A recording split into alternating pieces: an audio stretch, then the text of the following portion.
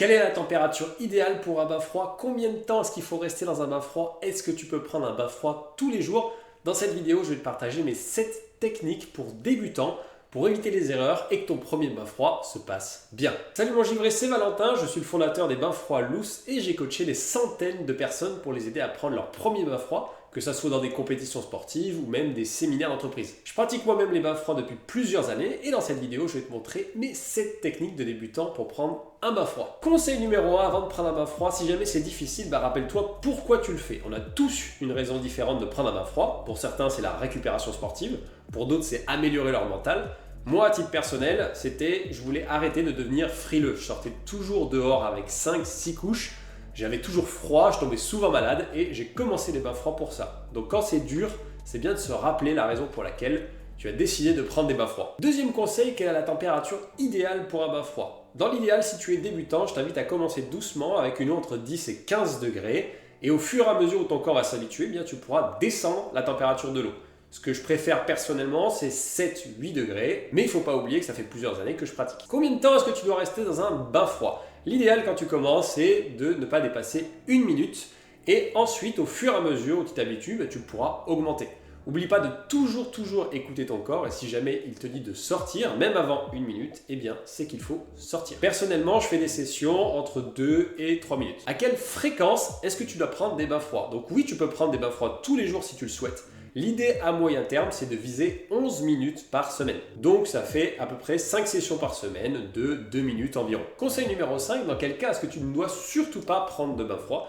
Si tu es déjà malade ou si tu as de la fièvre, je t'invite à faire comme moi et de ne pas prendre de bain froid. Tout simplement parce que ton corps il a déjà un stress et là tu vas en rajouter un deuxième par-dessus, ce qui serait contre-productif. D'une manière générale, si tu as un doute sur ta santé ou sur ta capacité à prendre des bains froids, je t'invite à aller consulter un médecin avant de démarrer la pratique. Conseil numéro 6, comment rajouter un peu de confort dans les bains froids, parce que oui, les bains froids peuvent être plus confortables. La première, c'est d'éviter une erreur que beaucoup de débutants font. En règle générale, avant de rentrer dans le bain froid, ils se crispent comme en faisant cette tête-là. Et ensuite, ils forcent et ils rentrent dans le bain froid en essayant de résister, alors qu'il faut faire exactement l'inverse. Le bain froid, on s'abandonne. Une fois que tu es dedans, il faut que tu te concentres sur relâcher tous tes muscles et avoir une respiration lente. Faire de longues inspirations, de longues expirations. De cette manière, tu vas envoyer un message à ton cerveau, tu vas lui dire « tout va bien, je gère », tu peux désactiver le mode instinct de survie et au bout de 30-40 secondes, tu vas voir, tu vas franchir un mur et tu vas arriver dans une zone où le bain froid est plus agréable et où tu vas pouvoir tenir plus longtemps. Un autre conseil, si jamais ton bain froid est équipé d'un refroidisseur, tu peux l'éteindre car si l'eau est en mouvement, elle empêche l'eau qui est au-dessus de ta peau de faire un petit bouclier d'eau chaude. Ça sera plus facile et en plus tu n'auras pas le bruit du refroidisseur, ce sera plus agréable. Encore un autre conseil, si jamais le bain froid est trop dur, si jamais tu as les mains qui piquent, si jamais tu as les pieds qui piquent, ça veut dire que tu es soit resté trop longtemps, soit que l'eau est trop froide. Donc je t'invite à faire un pas de recul, reprendre la base, y aller plus doucement. Prends un bain un peu moins froid et tu verras, tu retrouveras du plaisir et des bonnes sensations. Enfin, dernier conseil, comment se réchauffer? Il ne faut surtout pas se jeter sur sa serviette et grelotter avec sa serviette autour des épaules. Ça ne marche pas très bien. Le meilleur moyen de se réchauffer, c'est d'utiliser ses muscles.